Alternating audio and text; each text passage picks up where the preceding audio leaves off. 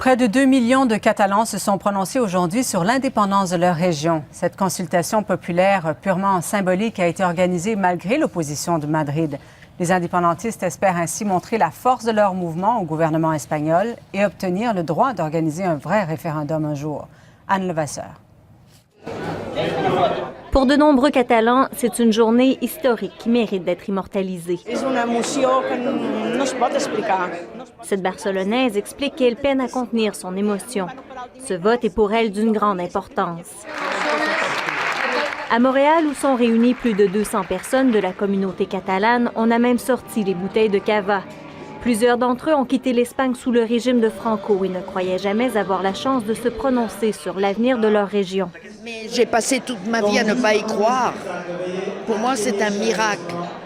Marta Sanchez a fait le voyage de Vancouver pour avoir la chance de déposer son bulletin de vote en personne auprès de l'association catalane locale. C'est très important de voter et pour eso he venido aquí.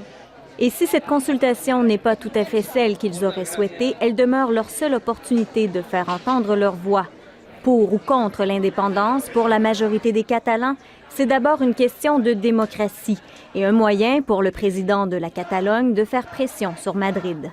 Yo creo que nos hemos ganado el derecho a un referéndum definitivo.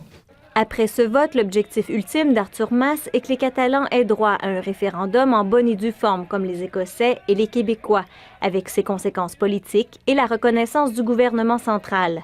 Mais pour y arriver, il faudra d'abord que Madrid accepte de revoir sa constitution, car pour l'instant, le gouvernement conservateur espagnol affirme que les régions n'ont pas le droit d'organiser de référendum sur une question qui concerne tous les Espagnols. Mais quoi qu'il en soit, les Catalans n'ont pas l'intention de s'affaisser face à l'entêtement de Madrid. Ici Anne Levasseur, Radio-Canada, Montréal.